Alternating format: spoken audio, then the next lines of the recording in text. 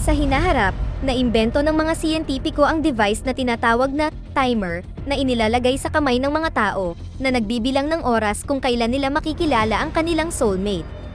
Dapat parehong may device ang mag-soulmate para ma-activate ito at magsisimula itong tumunog kapag sa wakas ay nagkita na sila.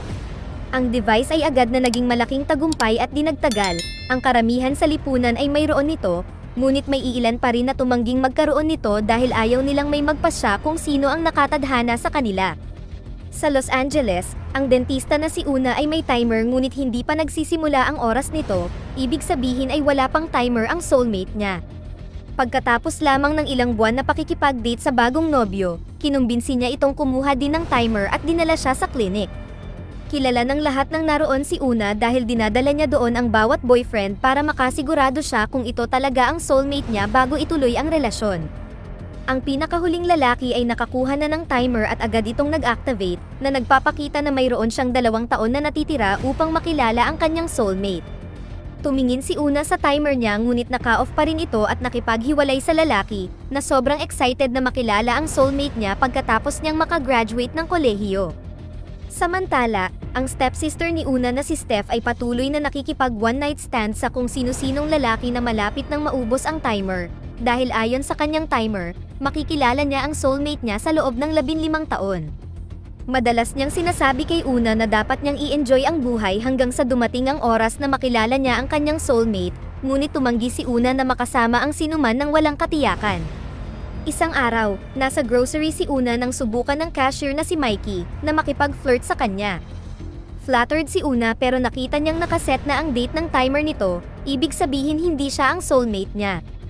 Napansin din ni Mikey ang kanyang timer at iginiit niyang maaari pa rin nilang enjoyin ang isa't isa dahil matagal pa silang maghihintay, ngunit tinanggihan siya ni Una. Nang gabing iyon, pumunta ang magkapatid sa bahay ng mga magulang nila. Ang kanilang nakababatang kapatid na si Jessie ay nasa hustong gulang na upang makuha ang kanyang timer at inimbitahan nila ang matchmaker upang gawin ang procedure sa bahay. Sa sandaling nakuha ni Jessie ang timer, tumunog ito at ipinakitang makikilala niya ang kanyang soulmate sa loob ng 3 araw. Nasabik ang buong pamilya at binati siya, ngunit hindi mapigilan ni Una na sabihin na hindi ito makatarungan. Nang mapagtanto niyang nasira niya ang kasiyahan, binati na lang niya si Jessie at umalis nang hindi naghahapunan. Pagod at bigo sa kanyang sitwasyon, bumalik si Una sa grocery at pagkatapos ng ilang pag-aalinlangan, hiniling niya kay Mikey na magpalipas ng gabi ng magkasama. Agad namang pumayag si Mikey at pagkatapos sabihin sa katrabaho na palitan siya, umalis siya kasama si Una sakay ng sasakyan. Medyo awkward ang biyahe dahil hindi nila kilala ang isa't isa, at nagsimulang magbago ang isip ni Una nang makarating sila sa bahay ni Mikey dahil sa 4 na roommates nito at kung gaano kakalat ang bahay, na nagmulat sa kanya kung gaano ito kabata. Naisipan niyang umalis ngunit iginiit ni Mikey na ayos lang ang lahat bago sila nagsalo ng halik. Ito ay magandang sandali, ngunit nang makita niyang 4 na buwan na lang ang natitira sa timer niya, nakonsensya si Una at humingi ng tawad kay Mikey bago umalis. Kinabukasan, nagulat si Una nang makita ang pinakabago niyang pasyente na si Mikey, na natagpuan siya dahil siya lamang ang dentista na may ganoong apelyido. Gusto talaga ni Mikey na makasama siya, kaya ipinaliwanag niya na siya ay musikero sa isang banda at hindi lamang cashier. Sinabi rin ni Mikey na ang timer ay nagpapakita sa iyo ng huling yugto ngunit marami pang mangyayari sa buhay natin, gayunpaman, hindi pa rin interesado si Una at iniisip na ang pakikipag-intimate sa ibang lalaki ay parang panloloko sa magiging soulmate niya. Sa gabi, nakipag-blind date si Una, ngunit ang lalaki ay napaka-boring at nagsasalita lamang kapag tinatanong siya. Nagpa siya si Una na tapusin ang date at pumunta sa club kung saan nagtatrabaho si Steph bilang bartender. Sa kanyang sorpresa, tumutugtog doon ang banda ni Mikey, at ang makita siyang nagpe-perform ay pumukaw kay Una.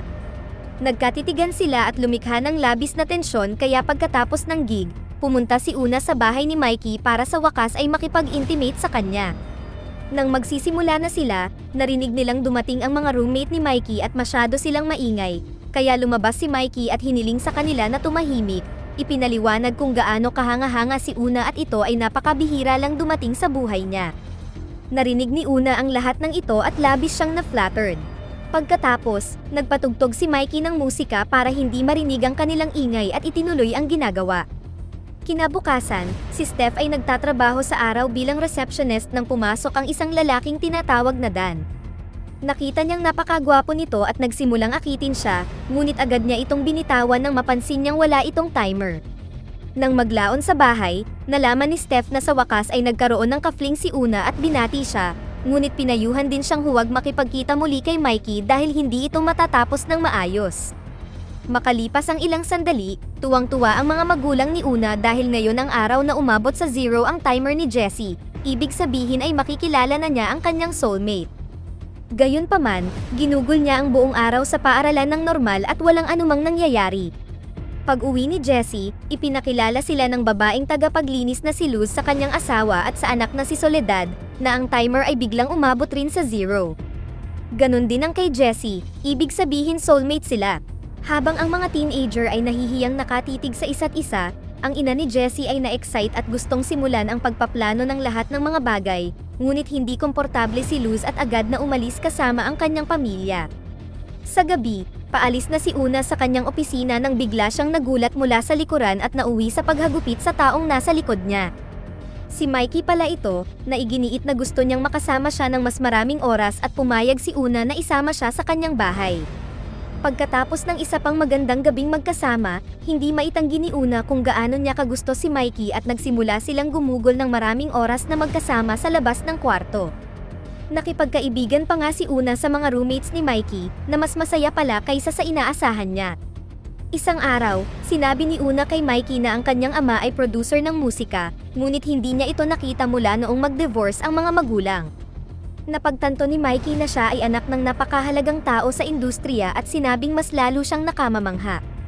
Samantala, sanigawan ng amo si Steph dahil sa hindi pagsagot sa telepono, ngunit sa kabutihang palad ay dumating si Dan at gumawa ng kwento para pagtakpan siya. Pagkaalis ng amo, si Dan ay nagpakita ng malinaw na interes kay Steph, ngunit ayaw sa kanya ng huli. Gayunpaman, sa tingin ni Steph ay maaaring pwede siya para kay Una, kaya sinabihan niya itong bisitahin siya sa bar mamayang gabi. Nang maglaon ay inanyayahan din ni Steph si Una, iginiit na hindi siya masyadong lumalabas kamakailan. Nakukonsensya si Una ngunit hindi pa niya sinabi ang tungkol kay Mikey dahil alam niyang huhusgahan siya nito para dito. Nang gabing iyon, pinili ni Una na tumambay kasama si Mikey, kaya nakipag-usap si Dan kay Steph. Mabilis silang nagkapalagayan ng loob at halos buong gabing magkasama, nagkwentuhan tungkol sa kanilang mga buhay. Ipinaliwanag ni Dan na namatay ang asawa niya 3 taon na ang nakalipas at naniniwala siya na siya ang kanyang the one, kaya wala siyang interes na kumuha ng timer. Sa pagtatapos ng gabi, napagtanto ni Steph na nagkakagusto siya sa lalaki.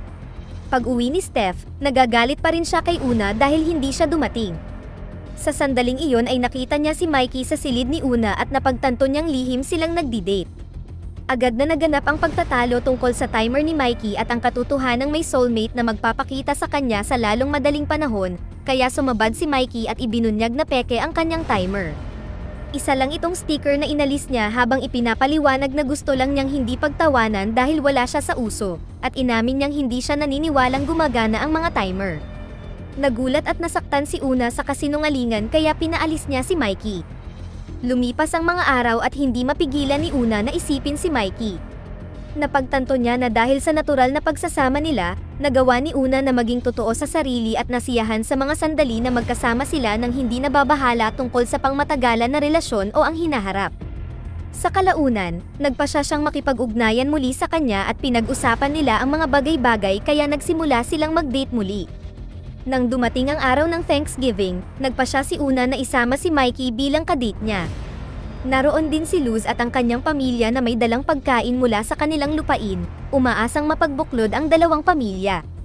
Awkward pa rin ang pakiramdam ng mga teenager, ngunit marunong magsalita ng Spanish si Mikey kaya nagsilbi siyang translator sa magkabilang grupo.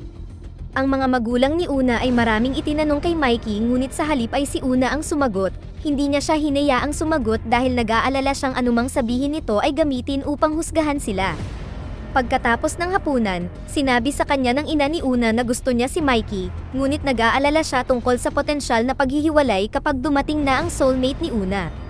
Samantala, si Dan at Steph ay nagsimula na ring magkita ng palihim at nagkaroon ng napakasimpleng relasyon. Maya-maya, Sinabi ni Mikey kay Una na mahal niya siya, dahilan para mataranta siya at tumakas. Nangangailangan ng seryosong payo, nagpa siya si Una na bisitahin ang tunay na ama na si Rick at sinamahan siya ni Steph upang suportahan siya. Sa una, ang sitwasyon ay napaka-awkward, kaya pinutol ni Una ang tensyon sa pamamagitan ng pagbibigay sa kanya ng music disc ni Mikey. Pagkatapos ay tinanong niya ang ama kung bakit hindi siya kumuha ng timer, ngunit sa kanyang pagkabigla, ipinakita ni Rick na mayroon siya nito. Nangangahulugan ito na nagsinungaling ang kanyang ina nang sabihin niyang nagdiborsyo sila dahil hindi kumuha ng timer si Rick. May ilang oras pa si Rick bago makilala ang kanyang soulmate, ngunit mas gusto niyang tamasahin ang buhay at tunay na emosyon.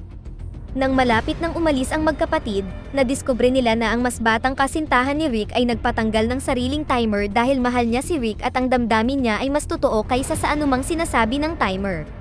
Nabigyang inspirasyon, nagmamadali ang magkapatid na pumunta sa klinik para ipatanggal ang kanilang mga timer para mabuhay ng masaya at normal. Binalaan sila ng mga empleyado na kapag tinanggal ang device, hindi na nila ito muling maibabalik, kaya ito ang huling pagkakataon na mahanap nila ang The One. Walang pakialam si Steph at agad na inalis ang sa kanya at nakaramdam ng ginhawa. Gayunpaman nang tatanggalin na ang kay Una, nag-alinlangan siya, at sa sandaling iyon ay nagsimulang tumunog ang kanyang timer upang ipahiwatig na sa wakas ay may timer na ang kanyang soulmate. 5 oras na lang ang natitira para sa pagkikita nila at nagpa siya si Una na panatilihin ang kanyang timer at sinabing curious lang siya kung sino ito, ngunit nagalit sa kanya si Steph at pakiramdam niya ay pinagtaksilan siya. Kalaunan ay pumunta ang magkapatid sa tahanan ng kanilang mga magulang upang ipagdiwang ang kanilang kaarawan. Habang nagkakasiyahan ang kanilang mga magulang, nilapitan ni Jessie si Soledad at ipinahayag na nagkabisado siya ng kaunting Espanyol para sa kanya. Walang pangungulit ng kanilang mga pamilya, ang mga kabataan sa wakas ay nagawang magkasundo sa kanilang sariling pag-uusap. Inimbitahan din si Mikey at nagtrabaho bilang translator sa pagitan ni Luz at ina ni Una, na nagpas siyang panatilihin ang kanilang relasyon bilang boss at empleyado at hayaan ng mga kabataan na ayusin ang mga bagay ng pribado. Samantala, masayang nakikipag-hangout si Steph kay Dan, na imbitado rin. Sa sandaling iyon ay nabangga siya ni Una at tumunog ang kanilang mga timer, na nagpapahiwatig na sila ay soulmate. Agad na nagalit si Steph at nagmamadaling pumunta sa kusina habang si Mikey na masama ang loob ay umalis sa party. Sinundan ni Dan si Steph at sinubukang aliwin siya, ngunit nag-ambala lamang sila ni Una. Isa pang pagtatalo ang naganap dahil pakiramdam ni Steph ay nawala ang pinakamagandang nangyari sa kanya, at inakusahan si Una na palaging kinukuha ang mga bagay mula sa kanya.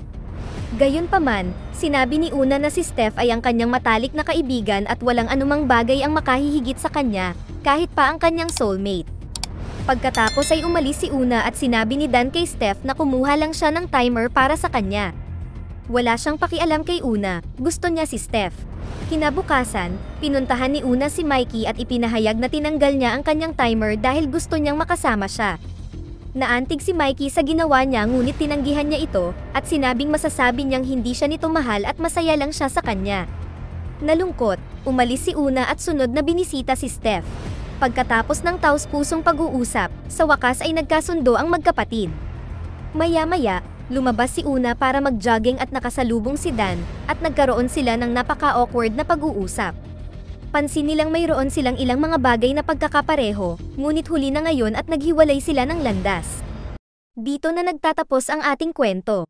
Sana ay nagustuhan nyo, mag-subscribe na kung hindi ka pa nakasubscribe, pindutin na rin ang notification bell at like button upang matulungan ang channel, and leave a comment down below, and as always, thank you for watching.